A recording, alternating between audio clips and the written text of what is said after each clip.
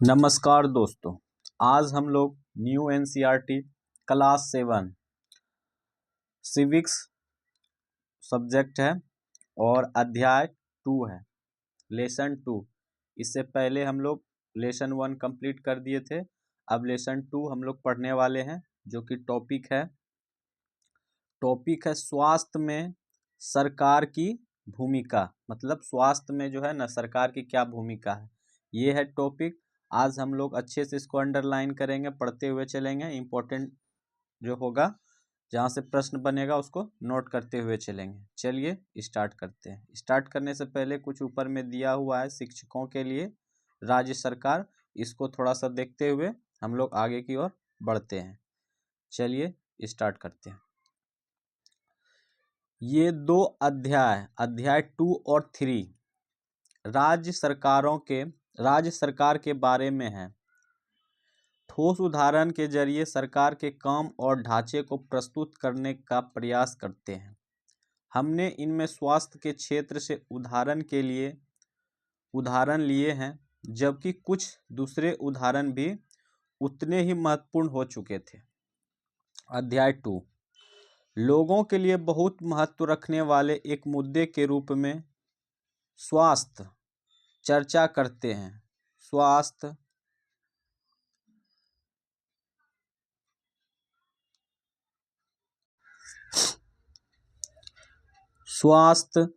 सेवाओं के सार्वजनिक और निजी दोनों पहलू है। भारत में स्वास्थ्य सुविधाएं सबको प्राप्त नहीं है। हालांकि हमारा संविधान यह मानता है कि स्वास्थ्य का अधिकार हमारे मौलिक अधिकारों का भाग है, फिर भी वह समान रूप से सबके लिए उपलब्ध नहीं है। यदि दिए गए विकरणों की मदद से विद्यार्थी यह देख पाएंगे कि सरकार से अपेक्षा की जाने वाली भूमिका और आदर्श क्या होने चाहिए और उसके ढांचे के पीछे किस प्रकार के तर्क व आधार निहित है, वर्तमान स्थितियों को बदलने के कुछ तरीकों की चर्चा अध्याय में की गई है। सरकार की कार्य प्रणाली और प्रतिनिधित्व, उत्तरदायित्व, सार्वजनिक हित जैसी अवधारणाओं बातचीत अध्याय 3 में भी की गई है। यद्यपि विधायिका और कार्यकारिणी दोनों के बारे में चर्चा की गई है। हमें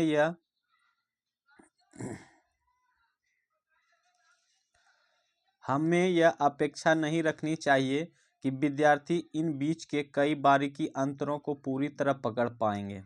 यही बेहतर होगा कि हमें धैर्यपूर्वक उन्हें कोई प्रश्न के विचार करने के लिए प्रोत्साहित करें, जैसे सबसे शक्तिशाली व्यक्ति कौन लग रहा है, विधायक से यह समस्या हल क्यों नहीं हो सकती है, आदि। ऐसे प्रश्नों की मदद से वे सरकारी ढांचे, तर्कों और आधारों को स्वयं अपने मन में निर्मित कर पाएंगे।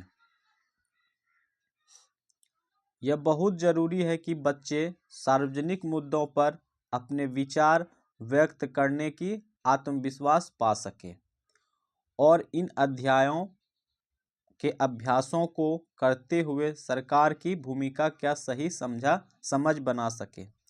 आप उनके साथ चर्चा करने के लिए और समस्याओं के निदान ढूंढने के लिए कई परिचित मामलों का चुनाव कर सकती हैं, जैसे पानी, यातायात, स्कूल की फीस, किताबें, बाल श्रम इत्यादि। वॉलपेपर के माध्यम से उन्हें अपने विचार प्रस्तुत करने दीजिए। सरकार और उसके कार्यों पर चर्चा अमूमन उबाऊ और रूखी हो जाती है। इसलिए यह और एक भी जरूरी हो जाता है कि इन अध्यायों को करते हुए हम कक्षा को ज़्यादा शिक्षात्मक बनाने की बजाय चर्चा, विचार विमर्श और गतिविधि से भरपूर बनाएं। मतलब कहने का मतलब है कि बच्चे को इन्वॉल्व रखना है, प्रश्न आदि सब थोड़ा माइंड में देते चलना है और अच्छे से पढ़ाते हुए समझाते हुए आगे की ओर बढ़ेंगे। ये लेसन 2 है, टॉपिक था स्वास्थ्य में सरकार की भूमिका। अब चलिए स्टार्ट करते हैं यहाँ से।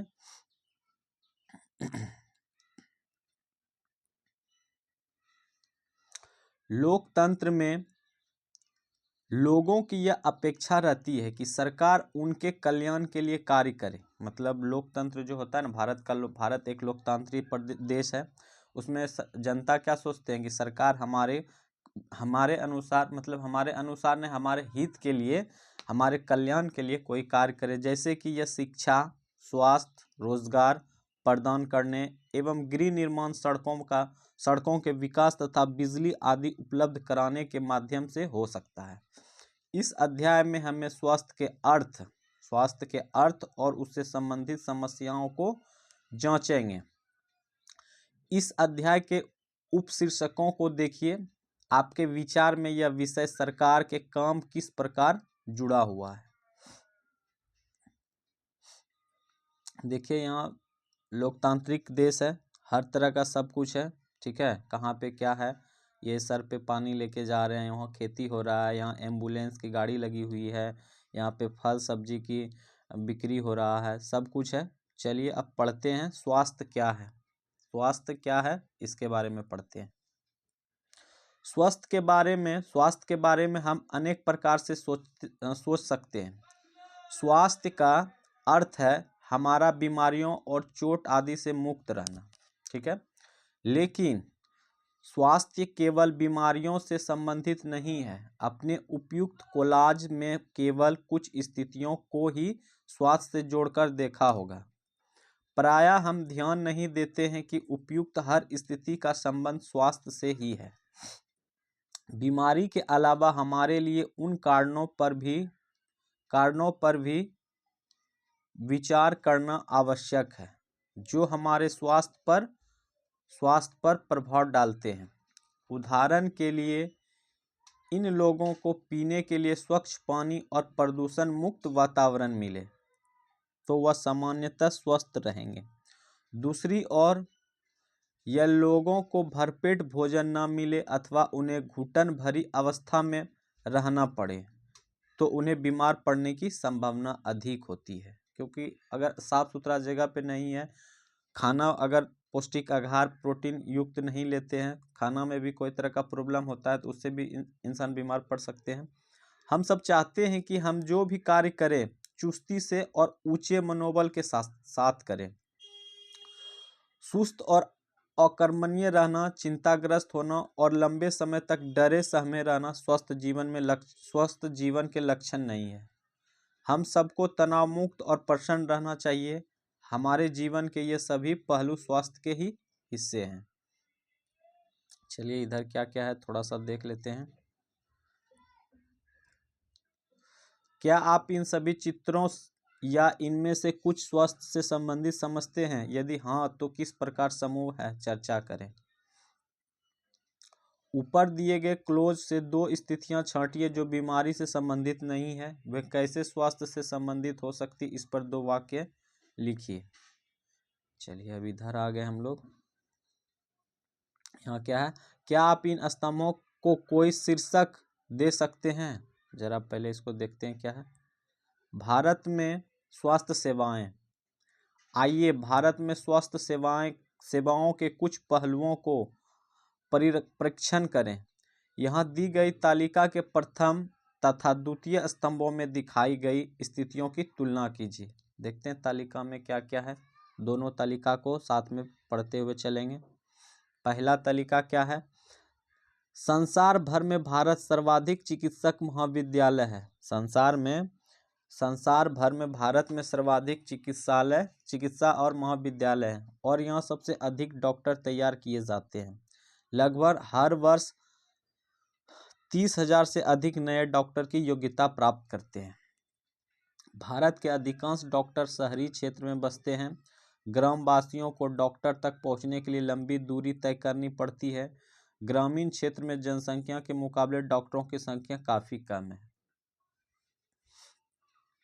इसका मतलब है कि पूरे भारत में पर ईयर मतलब पर साल 30,000 से अधिक डॉक्टर की डिग्रियां प्राप्त करते हैं। उसमें से अब दूसरा कॉलम में है कि डॉक्टर तो बनते हैं लेकिन सबसे ज़्यादा अधिकांश शहर में ही बस जाते हैं, जिससे ग्रामीण क्षेत्र वालों को शहर आने में जाने में परेशानी कठिनाइयां का सामना करना पड़ता है और जो ग्रामीण क्षेत्र में जनसंख्या जितनी उस मुकाबले में वहाँ के डॉक्टर में काफ़ी कमी है। चलिए अब सेकंड नंबर देखते हैं। पिछले वर्ष स्वास्थ्य सेवाओं की सुविधा में काफ़ी वृद्धि हुई। सन 1950 में भारत में केवल 2717 अस्पताल थे। सन 1991 में 11,174 अस्पताल थे। सन 2017 में संख्या बढ़ के 23,583 हो गई। मतलब अस्पतालों की संख्या भी बढ़ोतरी हुई धीरे धीरे। भारत में करीब 5 लाख लोग प्रतिवर्ष तपेदिक टीबी से मर जाते हैं। मतलब तपेदिक बीमारी टीबी को ही कहते हैं, ठीक है। स्वतंत्रता प्राप्ति से अब तक इसकी संख्या कोई परिवर्तन नहीं हुआ। हर वर्ष मलेरिया के लगभग 20 लाख मामले रिपोर्ट प्राप्त होती है। यह संख्या कम नहीं हो रही है। अच्छा, धीरे धीरे सुधार हो जाएगा। भारत में विदेश से बहुत बड़ी संख्या में इलाज कराने हेतु चिकित्सक पर्यटक आते हैं। मतलब भारत में जो है बहुत दूर दूर विदेशों से भी भारत में इलाज करवाने के लिए आते हैं। वे उपचार के लिए भारत कुछ ऐसे अस्पतालों में आते हैं जिनकी तुलना संसार के सर्वश्रेष्ठ अस्पतालों से की जा सकती है। मतलब पूरा वर्ल्ड में, पूरा विश्व में जितने भी अस्पताल है उससे बेटर भारत में कुछ अस्पताल है जो कि वो यहाँ पे आते हैं। हम सबको पीने का स्वच्छ जल उपलब्ध नहीं करा पा रहे हैं। संचारणीय बीमारियां पानी के द्वारा एक दूसरे को लगती है। इन बीमारियों में 21% जल जनित होती है, जैसे हैजा, पेट के कीड़े और हेपेटाइटिस। ये तीनों बीमारी किसके कारण होता है?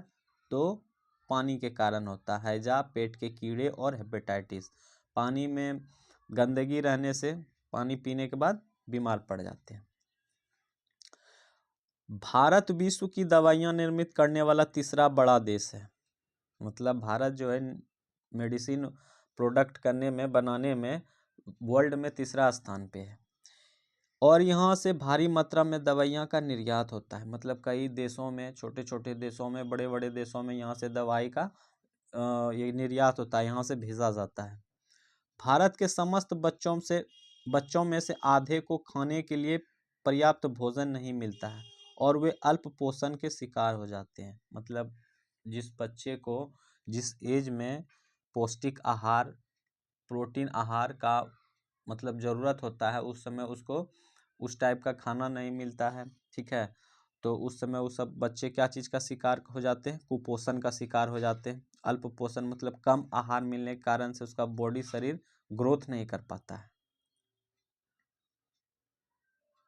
चलिए इसको पढ़ें फिर। बीमारियों से बचाव और उनके उपचार के लिए हमें उचित स्वास्थ्य सेवाएं चाहिए, जैसे स्वास्थ्य केंद्र, अस्पताल, परीक्षणों के लिए प्रयोगशाला, एम्बुलेंस की सुविधा, ब्लड बैंक आदि जैसे मरीजों की आवश्यकता सेवा और देखभाल उपलब्ध करा सके। ऐसी सुविधाओं की व्यवस्था चलाने के लिए हमें स्वास्थ्य सेवकों, नर्सों, योग्य डॉक्टरों तथा अन्य विशेषज्ञों की ज़रूरत है जो परामर्श दे सके, रोग की पहचान कर सके और इलाज कर सके। मरीजों के इलाज के लिए हमें आवश्यक दवाइयाँ व उपकरण भी चाहिए। जब हम बीमार होते हैं तो अपने इलाज के लिए हमें इन सुविधाओं की ज़रूरत पड़ती है। भारत में बड़ी संख्या में डॉक्टर, दवाखाने और अस्पताल है। देश में सार्वजनिक स्वास्थ्य सेवाओं को चलाने का पर्याप्त अनुभव और ज्ञान भी उपलब्ध है। ये ऐसे चिकित्सालय हैं और स्वास्थ्य केंद्र हैं जिन्हें सरकार चलाती है। सरकार अपनी जनसंख्या की एक बड़े भाग की देखभाल करने में समर्थ है, जो सैकड़ों और हजारों गांवों में फैली हुई है। इस विषय पर हम बाद में अधिक विस्तार से चर्चा करेंगे। साथ ही चिकित्सा विज्ञान में बहुत असाधारण प्रगति हुई है, जिसके चलते देश में इलाज की नई तकनीक और विधियां उपलब्ध है। फिर भी दूसरा स्तंभ दिखाता है कि हमारे देश में स्वास्थ्य की स्थिति कितनी खराब है। उपयुक्त सकारात्मक विकास के बाद भी हम जानते हैं कि उचित स्वास्थ्य सेवाएं देने में असमर्थ हैं। यह विरोधाभासजनक स्थिति है जो हमारी अपेक्षाओं के विपरीत है। हमारे देश के पास पैसा है, ज्ञान है और अनुभवी व्यक्ति है, फिर भी हम सबको आवश्यक स्वास्थ्य सेवाएं देने में असमर्थ हैं। हम इस अध्याय में इसके कुछ कारण को जानेंगे। चलिए पहले इधर देख लेते हैं क्या है ये। भारत में प्रायः यह कहा जाता है कि हम सबको स्वास्थ्य सेवाएं प्रदान करने में असमर्थ हैं। सही बात है। क्या सरकार के पास इसके लिए पर्याप्त धन और सुविधा नहीं है? सब कुछ है। पृष्ठ संख्या 14 पर दिए गए बाएं हाथों के स्तंभ को पढ़ने के बाद क्या आप इसे सही मानते हैं? चर्चा कीजिए। ये है, देख लेते हैं क्या है ये। सरकारी अस्पतालों के मरीजों को अक्सर ऐसी लंबी लाइन में खड़े होकर इंतजार करना पड़ता है। ये सरकारी अस्पताल में लाइन में लगे हुए हैं पेशेंट सब दिखाने के लिए। चलिए कुछ यहाँ पे देखते हैं, डायग्राम दिया हुआ है। इलाज का खर्च। अमन और रंजन एक अच्छे मित्र हैं। रंजन का परिवार साधन संपन्न है, जबकि अमन का माता पिता जैसे तैसे गुजारा चलाते हैं। अरे अमन, बड़े दिनों बाद मिले, कैसे हो? तो वो फिर कहता है अमन, मुझे वायरल बुखार हो गया था और अस्पताल जाना पड़ा। अच्छा, मुझे भी वायरल हुआ था। मैं इसी सोमवार से स्कूल आ रहा हूँ। मेरी डैडी किंग्सवे के नए अस्पताल में डॉक्टर को दिखाने ले गए। वहाँ बहुत ही अच्छा लगा।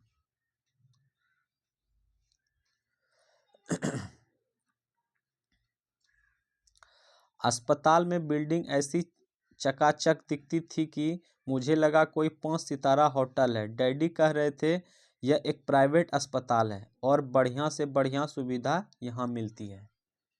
रिसेप्शन काउंटर पे ही डैडी के 500 रुपये देने पड़े। डॉक्टर को दिखाने से पहले ही पता है वहाँ बड़ा अच्छा संगीत बज रहा था और सब कुछ कितना साफ सुथरा और जगमग जगमग था। डॉक्टर ने मुझे बहुत से परीक्षण करवाने को कहा, पर वहाँ तो सब लोग दोस्तों की ही तरह बात कर रहे थे। एक महिला ने जांच के लिए मेरा खून लिया। उसने बातों बातों में खूब मजाक किया। मुझे दर्द का पता ही नहीं चला। जब सारे परीक्षण के नतीजे आ गए तो वापस डॉक्टर के पास गए। उन्होंने नतीजे को देखा और कहा कि सब कुछ ठीक ठाक है, मुझे सिर्फ वायरल हुआ है। उन्होंने कुछ दवाइयाँ लिख दी और आराम करने को कहा। क्या तुमने रियलिटी टीवी बैडमिंटन वाला चुटकुला सुना है? हाँ तो छोटे जनाब, यह गुलाबी गोली दिन में 3 दफ़ा लेनी है। यह सफ़ेद वाली सोने से पहले। यह शरीर के दर्द के लिए है और यह सिरप है। घबराओ नहीं, बढ़िया स्वाद है इसका। धन्यवाद डॉक्टर, मुझे तो अभी से ठीक लगने लगा है।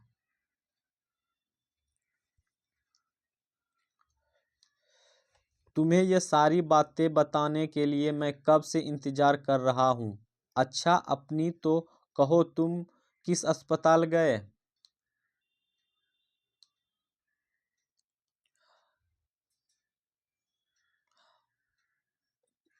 अस्पताल में गए हूँ। वह तुम्हारे वाला अस्पताल जितना अच्छा तो नहीं था। पहले तो अब्बा मुझे ले ही नहीं जाना चाहते थे क्योंकि इसमें समय बहुत लगने वाला था। अच्छा, और सच में कितना ज़्यादा समय लगा? हम एक बड़े से बड़े सरकारी अस्पताल में गए। हमें ओपीडी काउंटर पर ही एक लंबी लाइन में इंतज़ार करना पड़ा। मेरी तबीयत इतनी ख़राब हो रही थी कि मैं पूरे समय अब्बा के सहारे टिका रहा। जब हमारी बारी आई तो डॉक्टर ने मेरी जांच की, खून की जांच कराने के लिए कहा। इसके लिए हमें एक और लंबी लाइन में खड़े होना पड़ा। जहां जांच के लिए खून लिया जा रहा था वहां भी बहुत भीड़ भाड़ हो रहा था। हमें 3 दिन बाद खून की जांच का नतीजा मिला। फिर हम वापस अस्पताल गए। उस दिन वहां कोई और दूसरी डॉक्टर बैठी थी। मुझे इसका ओपी कार्ड ओपीडी कार्ड दिखाओ और खून की रिपोर्ट जल्दी करो।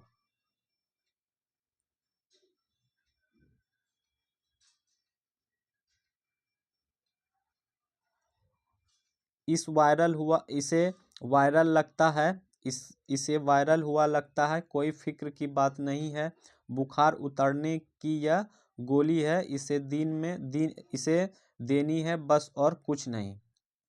मेरा अस्पताल मेरा अस्पताल तो बहुत ही बढ़िया है, पर उन्होंने मुझे ज़्यादा दवाइयाँ दे दी और मेरे इलाज में ज़्यादा खर्च हो गए। अच्छा, मेरे इलाज में तो ज़्यादा खर्च नहीं हुए।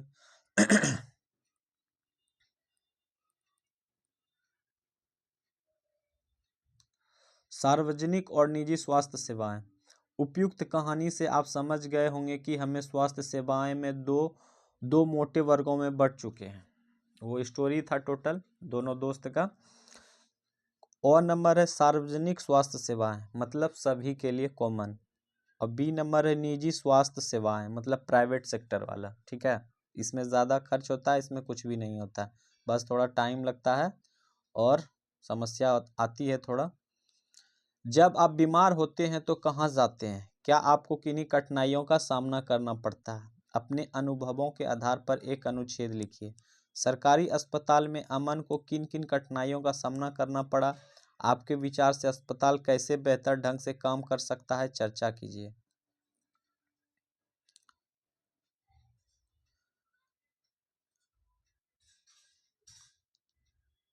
रंजन को इतने अधिक पैसा क्यों खर्च करना पड़ा?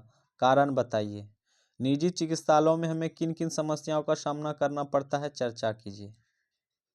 चलिए इसको देख लेंगे, पहले इसको पढ़ लेते हैं। अब पढ़ लेते हैं सार्वजनिक स्वास्थ्य सेवाएं। सार्वजनिक स्वास्थ्य सेवाएं मतलब सभी के लिए है, बराबर।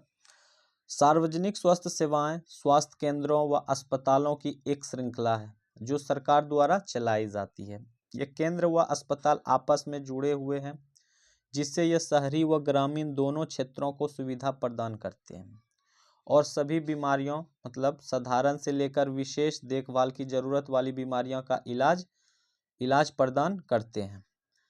ग्राम के स्तर पर एक स्वास्थ्य केंद्र है जहां प्रायः एक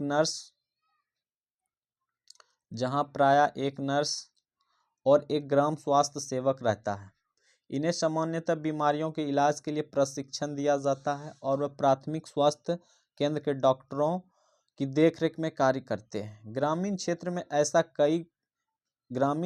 ऐसा केंद्र कई गांवों की ज़रूरतों को पूरा करता है। जिला स्तर पर जिला अस्पताल होता है जो इन सभी स्वास्थ्य केंद्रों को देखरेख करता है। बड़े शहरों में कई सरकारी अस्पताल होते हैं, जैसा एक वहाँ था जिसमें अमन को ले जाया गया था, और ऐसे भी विशिष्ट सरकारी अस्पताल हैं।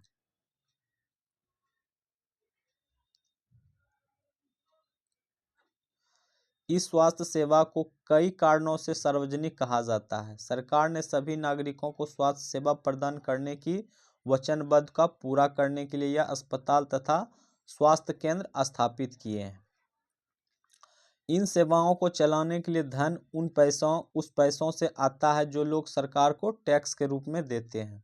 मतलब अस्पताल जो सरकारी चलता है वो उसका पैसा कहाँ से आता है? सारा खर्चा जो यहाँ के पब्लिक टैक्स देते हैं उसी से आता है।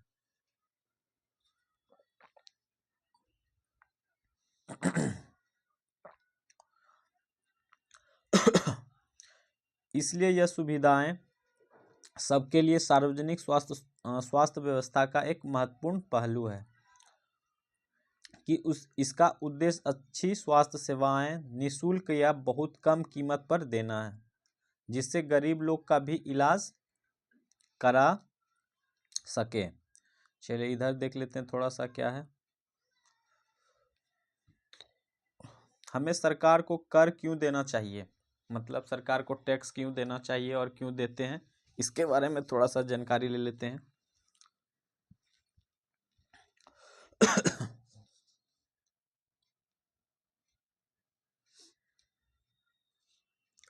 सरकार कर से सरकार कर से प्राप्त धन का उपयोग विभिन्न प्रकार के सार्वजनिक सेवाओं को मुहैया करवाने में खर्च करती है, जिससे सभी नागरिक को फायदा होता है।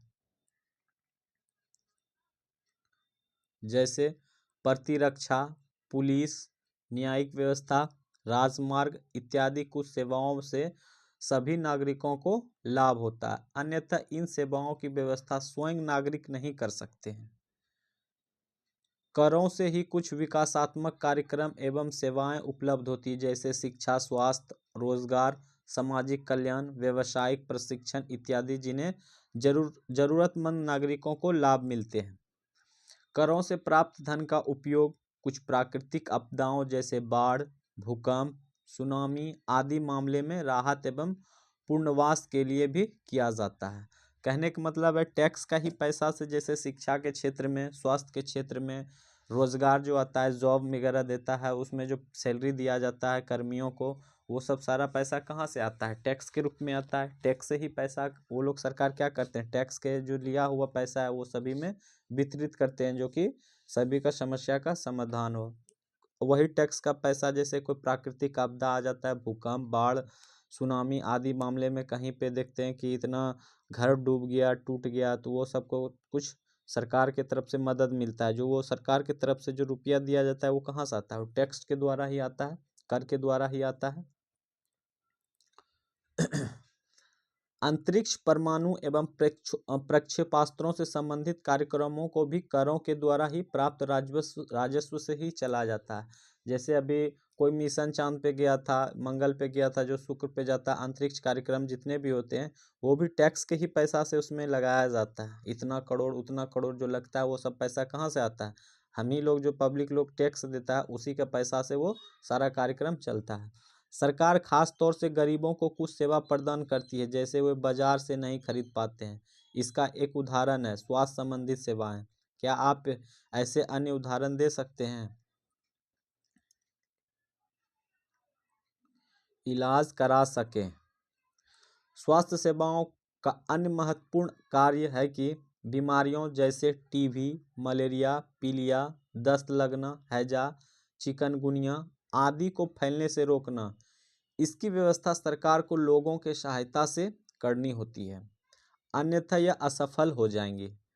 उदाहरण के लिए मच्छरों के पैदा होने से रोकने के अभियान को सफल बनाने के लिए यह सुनिश्चित करना पड़ेगा कि क्षेत्र के सभी लोग अपने स्कूल व घरों की छतों आदि पर पानी एकत्र न होने दें, मतलब पानी इकट्ठा जमा नहीं होने दें। हमारे संविधान में कुछ हमारे संविधान के अनुसार लोगों के हित में सुनिश्चित करना और सबको स्वास्थ्य सेवाएं प्रदान करना सरकार की प्राथमिक कर्तव्य है।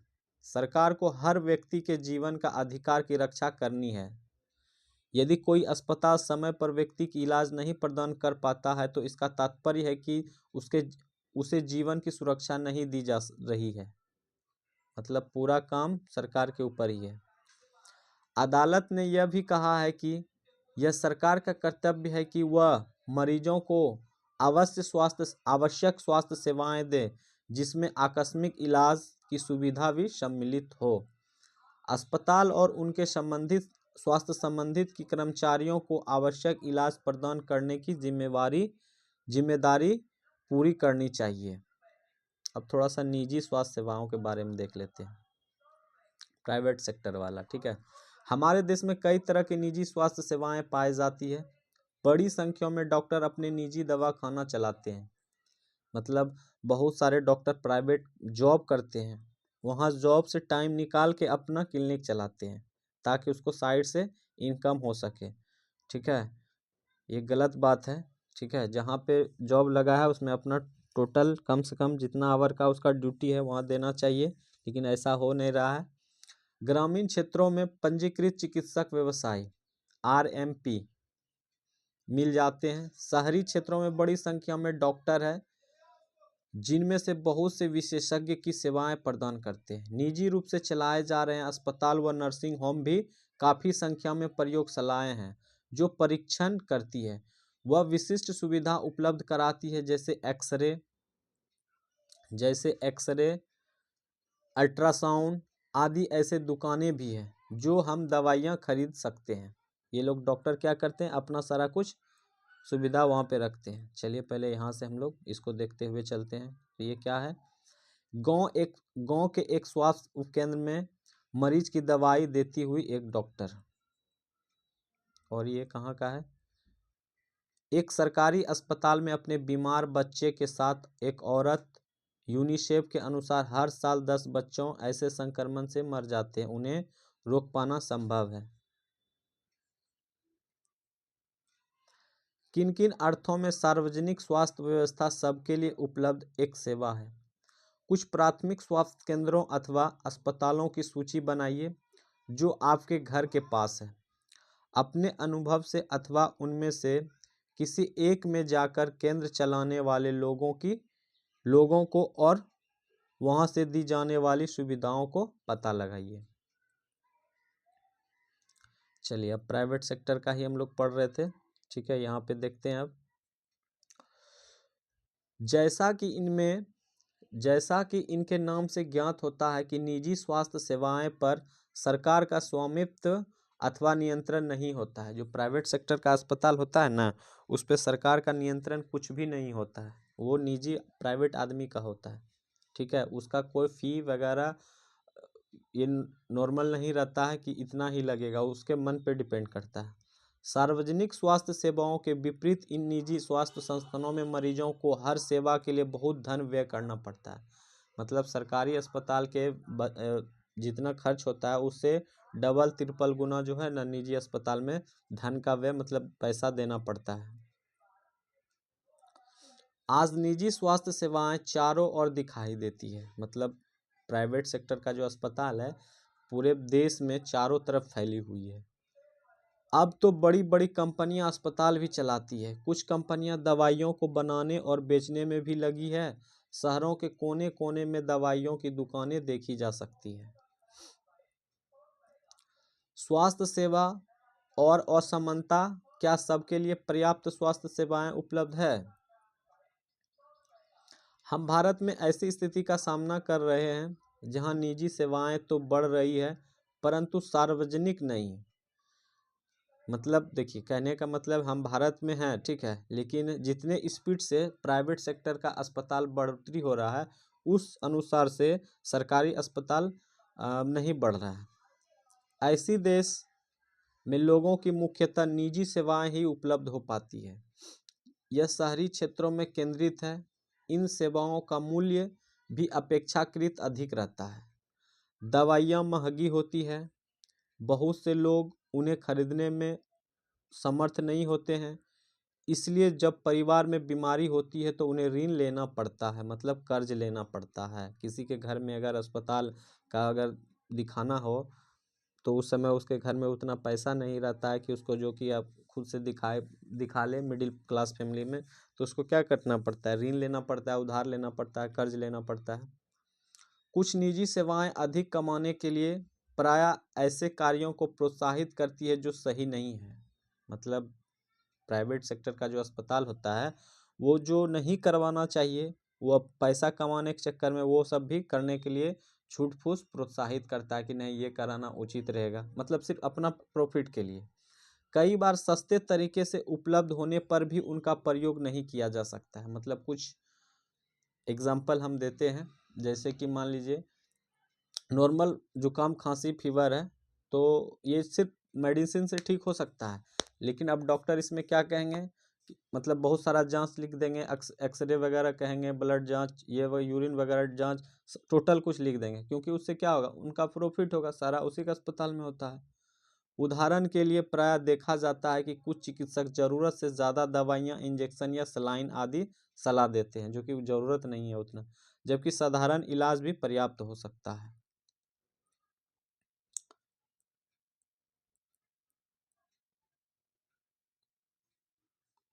ये देखिए एक क्या है, Jan Aushadhi medical store, drum कम वाली दुकान, दाम कम वाली दुकान, दम क्या है, दम कम दवाई उत्तम, ये एक मेडिकल का है नाम। चलिए इधर क्या है इसको भी पढ़ते हुए चलते हैं। दिल्ली के एक प्रमुख निजी अस्पताल में ऑपरेशन के बाद मरीजों का देखभाल का कमरा, ये प्राइवेट सेक्टर का है। ये है कि प्राइवेट सेक्टर में है, पैसा लेता है लेकिन सेवा बहुत अच्छे देते हैं, ठीक है। ये बात तो सही है, जितने सरकारी में नहीं हो पाता है प्राइवेट में हो जाता है। आपके घर के पास कौन सी निजी स्वास्थ्य सेवाएं हैं उपलब्ध है, उनमें चलाने वाले लोग और वहां दी जाने वाली सुविधा को पता लगाइए। भारतीय आयुर्वेदिक परिषद आयुर्वेदिक नैतिक संहिता कहता है, जहाँ तक संभव हो प्रत्येक चिकित्सक को औषधि के जेनेरिक नाम ही उपचार पर्ची में लिखने चाहिए और सुनिश्चित करना चाहिए कि यह युक्तियुक्त और उपयुक्त रूप में हो। स्वास्थ्य सेवाओं को और अधिक किफ़ायती कैसे बनाया जा सकता है, इस पर चर्चा कीजिए। मतलब कह रहा है कि स्वास्थ्य सेवाओं को और कम खर्चे में कंप्लीट किया जाए, इसके लिए कोई तरीका है तो बताएं।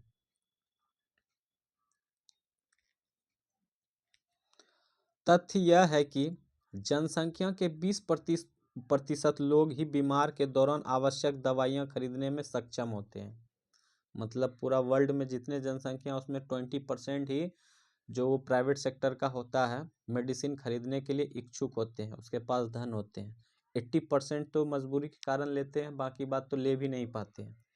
वे लोग भी जिन्हें हम गरीब नहीं समझते हैं, दवा संबंधित खर्चों को उठाने में कठिनाई का अनुभव करते हैं।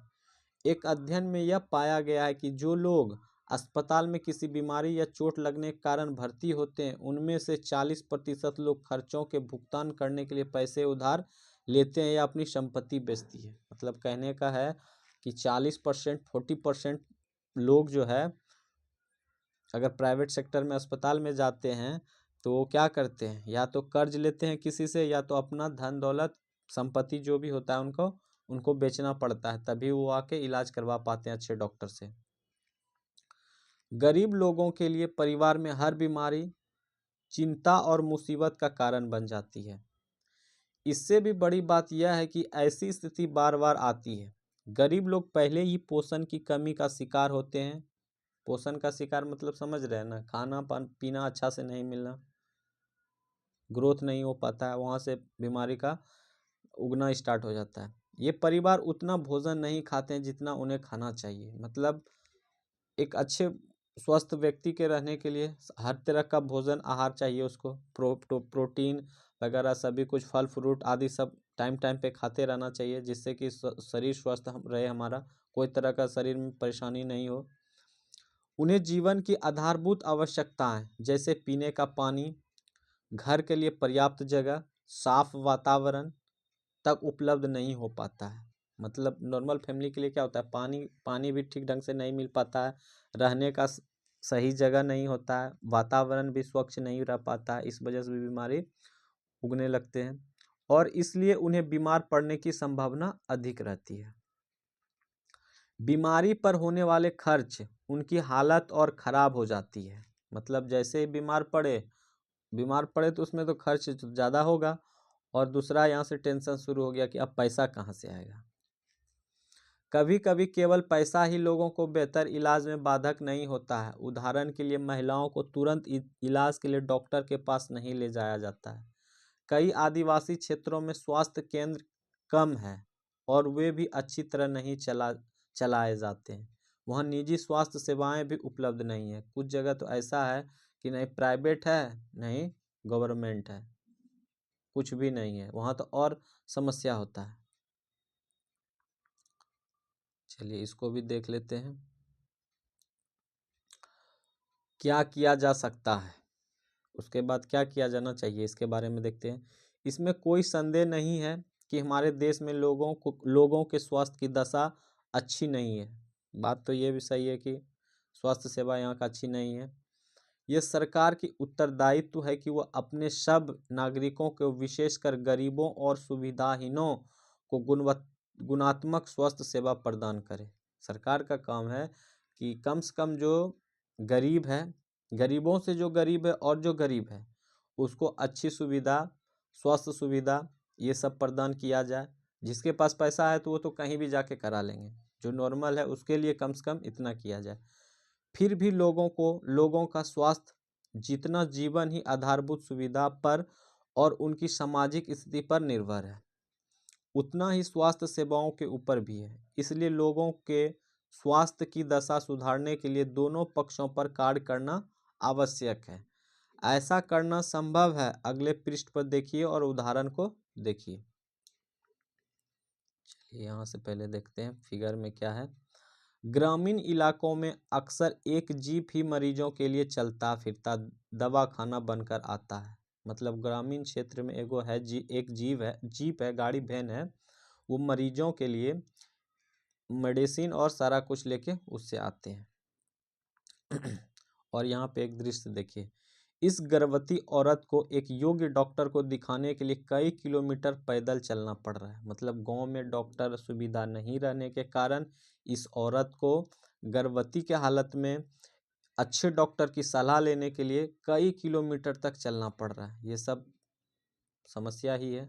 और यहाँ पे 3 नंबर में क्या है, सतत विकास लक्ष्य उत्तम स्वास्थ्य और खुशहाली, ये एक चलाया गया था उस समय मिशन। चलिए अब थोड़ा केरल का अनुभव लेते हैं। ठीक है, केरल में कैसा स्वास्थ्य क्या है नहीं है। ठीक है, केरल का अनुभव। 1996 में केरल सरकार ने राज्य में कुछ महत्वपूर्ण परिवर्तन किए। राज्य के पूरे बजट का 40% पंचायतों को दे दिया गया। मतलब 100% का 40% पूरा पंचायत को दे दिया गया। इससे पंचायतें अपनी आवश्यकताओं को योजनाबद्ध कर उनकी पूर्ति कर सकती थी। ठीक है, वहाँ लोकल पंचायत अपना उस पैसा से सब कुछ जो कमियां हैं उसको पूरा कर सकता था। ठीक है, इससे गांव के लिए पीने का पानी, आहार मतलब भोजन, औरतों के विकास और शिक्षा आदि के लिए उचित व्यवस्था सुनिश्चित करना संभव हो सका।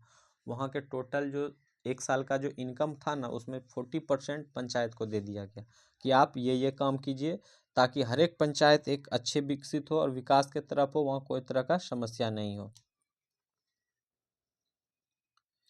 इसके फलस्वरूप जल वितरण व्यवस्था की जांच की गई, स्कूलों और आंगनवाड़ियों के काम सुनिश्चित किया गया और गांव के विशेष समस्याओं पर ध्यान दिया गया। जो कि मुख्य समस्या था, इम्पोर्टेंट था, सभी के लिए जरूरी था, उस पर फोकस किया गया। स्वास्थ्य केंद्रों में भी सुधार किया गया। इन सब कार्यों से स्थिति में सुधार आया। इन प्रयत्नों के बाद भी कुछ समस्या तो बन रही, जैसे कि दवाइयों की कमी हो रही थी, अस्पतालों में अपर्याप्त बिस्तर मतलब जो बेड होता है ना वो कम था, पर्याप्त डॉक्टरों का ना होना, मतलब जो और जितने डॉक्टर चाहिए उसके अनुसार डॉक्टर भी उपलब्ध नहीं हो पा रहा था। ये सब समस्या तब फिर भी वहाँ उत्पन्न हुआ। इतना करने के बाद इन समस्याओं को दूर करने के लिए आवश्यकता है।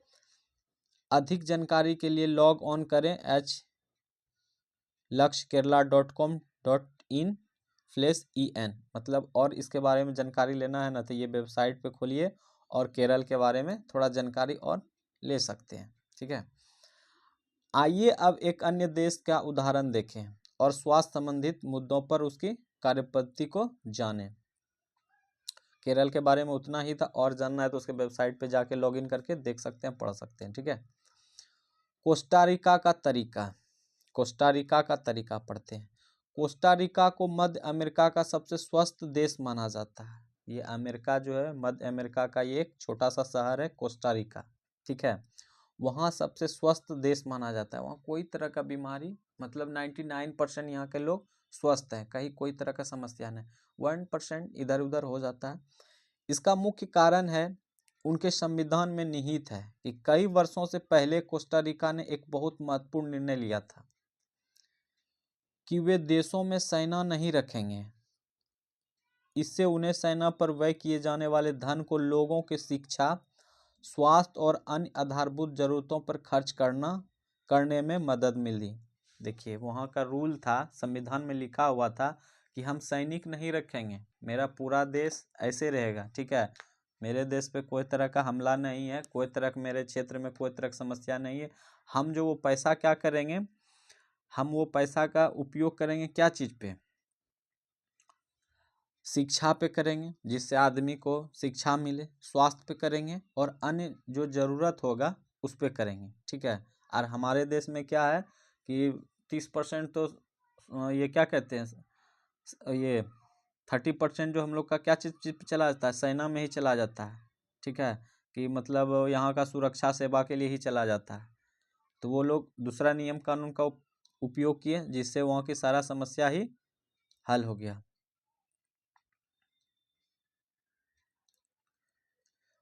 चलिए, कोस्टा रिका की सरकार मानती है कि देश के विकास के लिए देश स्वस्थ होना जरूरी है। मतलब एक विकसित देश बनाने के लिए और देश के विकास के लिए स्वस्थ होना बहुत जरूरी है। सबसे पहले स्वस्थ होना जरूरी है, तभी देश विकसित विकास कर पाएगा। और इसलिए अपने देशवासियों के स्वास्थ्य पर बहुत ध्यान देती है। कोस्टा रिका की सरकार अपने सभी निवासियों को स्वास्थ्य के लिए मूलभूत सेवाएं एवं सुविधाएं देती है, जैसे पीने की सुरक्षित पानी, सफाई, पोषण और आवास आदि। स्वास्थ्य की शिक्षा को बहुत महत्वपूर्ण माना जाता है। सही बात है, जो इम्पोर्टेंट है उसको वहाँ पे फर्स्ट में रखा गया है, बाकी बात सबको लास्ट में। सभी स्तरों पर स्वास्थ्य संबंधित ज्ञान शिक्षा की एक जरूरत भाग है। मतलब देखिए, स्वस्थ रहने के लिए भी सबसे पहले क्या शिक्षा चाहिए। अगर आदमी शिक्षित है तो वो हर समस्या से लड़ सकता है, हर समस्या को अपने मन से सोच करके वो समझ सकता है। ये एटलस है, एटलस में क्या है तो जरा देख लेते हैं।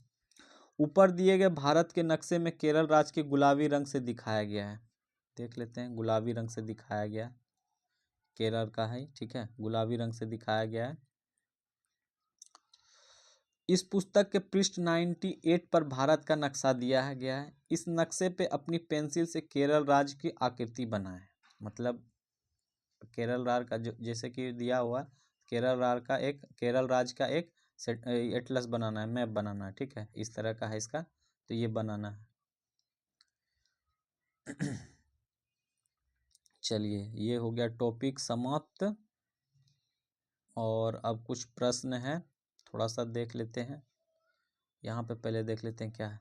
संविधान का एक महत्वपूर्ण हिस्सा यह कहता है कि पोषाहार स्तर और जीवन स्तर को ऊंचा करने तथा लोक स्वास्थ्य को सुधार करने का राज्य कर्तव्य है। मतलब सेंट्रल से सहयोग लेके आप स्टेट लेवल जो है ना सरकार, वो काम कर सकता है। अगर जैसे मान लेते हैं फॉर एग्जांपल ये बिहार है या यूपी है, झारखंड कोई भी है, अगर बिहार में कोई तरह की समस्या होता है तो बहुत सी मदद हम लोग केंद्र सरकार से भी ले सकते हैं। या लेकिन हाँ, ये कार्य किसका है तो यहाँ के मुख्यमंत्री का है, राज्यपाल का है, ये उप मुख्यमंत्री का है, स्वास्थ्य मंत्री का है। ये लोग सब मिलके अगर इस पे ध्यान देंगे तो सेंट्रल भी इस पे सहयोग करने के लिए इच्छुक रखते हैं, ठीक है। सतत विकास लक्ष्य, जल और स्वच्छता, ये सब मिशन ला सकते हैं ताकि हर चीज़ साफ सुथरा रहे, कहीं कोई तरह का समस्या नहीं हो, ठीक है। कुछ ये प्रश्न है, शॉर्ट प्रश्न नहीं है, लॉन्ग है, इसको हम लोग बाद में देखेंगे। कुछ शब्द संकलन है, इंपॉर्टेंट सब शब्द है, उसका मतलब क्या होता है उसको देखेंगे और टॉपिक को फिर समाप्त करते हैं। शब्द संकलन है सार्वजनिक। सार्वजनिक का मतलब क्या होता है, ऐसे हम तो बीच बीच में बताते चले गए थे। सार्वजनिक का मतलब ऐसे नॉर्मल भाषा बोलचाल में कहते हैं कि सभी के लिए वो चीज़ होना चाहिए, किसी के लिए पाबंद नहीं है, ठीक है। चलिए इसको देखते हैं। सार्वजनिक वह सेवा या कार्य है, ठीक है, जो देश के सब लोगों के लिए है और मुख्य रूप से सरकार द्वारा आयोजित किया जाता है। इसमें स्कूल, अस्पताल, टेलीफोन सेवाएं आदि शामिल है। लोग इन सेवाओं की मांग कर सकते हैं और यदि सेवाएं ठीक से काम नहीं करती है तो इन पर सवाल उठा सकते हैं। सार्वजनिक सेवा का मतलब ये हो गया किसी के लिए रुकावट नहीं है, सबके लिए है। अब चलिए, निजी क्या होता है। निजी मतलब क्या होता है, प्राइवेट एक तरह का बोला जाता है, ठीक है, जो कि निजी मतलब किसी पर्सन का हो। निजी वह सेवा या कार्य है जो किसी व्यक्ति या कंपनी द्वारा अपने मुनाफे के लिए आयोजित किया जाता है, ठीक है। इसमें अधिक खर्च होता है, जहाँ 2 रुपया का चीज़ है इसमें 6 रुपया में मिलेगा, ठीक है, ये निजी है। चलिए, चिकित्सा पर्यटक मतलब वो होते हैं कि विदेशों से जो भारत में आके इलाज करवाते हैं। पर्यटक मतलब जो होता है कि दूसरे कंट्री से यहाँ आके घूमना फिरना उसको कहते हैं। लेकिन ये चिकित्सा पर्यटक है, मतलब ये रोगी पर्यटक है जो कि भारत में आके विदेशों से यहाँ इलाज करवाते हैं। चलिए इसको देखते हैं। ये विदेश पर्यटक है जो इस देश के उन अस्पतालों में अपना इलाज करवाने के लिए विशेष रूप से यहाँ आते हैं जहाँ उन्हें अपने देश की तुलना में बहुत कम मूल्य और विश्व स्तरीय सुविधा प्राप्त हो जाती है। मतलब उसका कहने का मतलब विदेशों से भारत में क्यों आते हैं उपचार कराने के लिए। फॉर एग्जांपल मान लीजिए नेपाल, नेपाल से बहुत सारा यहाँ भारत आते हैं क्योंकि बगल में पड़ोसी है, तो वहाँ इसलिए आता है कि वो यहाँ अस्पताल की सुविधा अच्छी है, वहाँ से कम फी में इलाज हो जाता है, इस वजह से आया जाता है। चलिए संचारणीय बीमारी, संचारणीय बीमारियां क्या होता है इसके बारे में जानते हैं। यह वह बीमारियां हैं जो एक व्यक्ति से दूसरे को कई माध्यमों से संचारित हो जाती है। मतलब क्या कहता है, मतलब एक दूसरे में फैल जाना, जैसे कि फॉर एग्जांपल टीबी भी होता है, जैसे देख लीजिए, जैसे में पानी, भोजन, हवा इत्यादि बहुत सारा चीज़ है कि एक दूसरे में सटने से, उसका पानी जूठा वगैरह खाने से भी फैल जाता है, तो उसको क्या कहते हैं, संचारणीय बीमारियां। चलिए अब क्या है ओपीडी, ओपीडी क्या है इसको भी देखते हैं। यह आउट पेशेंट डिपार्टमेंट है। ओपीडी का फुल फॉर्म क्या है, आउट पेशेंट डिपार्टमेंट। यह ब्रहा रोगी विभाग है का संक्षिप्त रूप है, मतलब फुल फॉर्म है ओपीडी का। अस्पताल में किसी विशेषज्ञ वार्ड में भर्ती होने से पहले रोगी को ओपीडी में जाते हैं। ओपीडी में इसलिए जाते हैं कि उसको, जैसे कि मान लीजिए आँख का उपचार कराना है, तो वो ऐसा डॉक्टर के पास भेजेंगे कि जो आँख का डॉक्टर हो। किसी को किडनी का प्रॉब्लम है तो ओपीडी में सारा पता रहता है कि कौन सा डॉक्टर किस सेक्टर में बैठते हैं, इसलिए पहले रोगी को कहाँ जाना पड़ता है, ओपीडी में, ताकि ये नहीं कि वो इंसान रोगी को परेशानी होना पड़े। ओपीडी में नहीं जाएंगे तो अस्पताल तो बहुत है, वहाँ बहुत सारे विशेषज्ञ डॉक्टर बैठे रहते हैं, इसलिए वहाँ जाते हैं ताकि हमको एग्जैक्ट लोकेशन का पता चले। चलिए अब पढ़ते हैं नैतिक आचार। नैतिक आचार का मतलब क्या होता है इसको देखते हैं। किसी व्यक्ति के व्यवहार को प्रभावित करने वाला नैतिक सिद्धांत, इसको हम लोग क्या कहेंगे, किसी व्यक्ति के व्यवहार को प्रभावित, जैसे कि बहुत एक कोई एग्जांपल ले लेते हैं, बहुत खराब इंसान है, उसको हम लोग बात से समझा के, एग्जांपल दे के उसके मन को परिवर्तन करते हैं, तो उसको क्या आता है, नैतिक आचार में आता है। जेनरिक नाम, जेनरिक नाम क्या होता है इसको पढ़ते हैं और ये लास्ट है। दवाइयों के रासायनिक नाम है, जेनेरिक क्या है, दवाइयों के रासायनिक नाम है। वे दवाइयाँ प्रयुक्त सामग्रियों की पहचान कराने में मदद करते हैं, वे विश्व स्तर पर मान्यता प्राप्त है। उदाहरण के लिए एसिटाइल सॉलिसिलिक एसिड, एस्पिरिन जैसे जेनेरिक नाम है। मतलब जेनेरिक नाम ये कुछ मेडिसिन के नाम होते हैं, ठीक है, जो कि विश्व भर में स्तर पे उसका मान्यता रहता है। चलिए ये टॉपिक था, सेकेंड टॉपिक था, एक अध्याय 2 था। ये टॉपिक का नाम था स्वास्थ्य में सरकार की भूमिका, जो कि हम लोग अच्छे से इसको कंप्लीट किए। अब लेसन एक्सरसाइज हो जाएगा 3, जो कि नेक्स्ट क्लास में हम लोग करेंगे। आज का ये क्लास यहीं पे समाप्त करते हैं। धन्यवाद।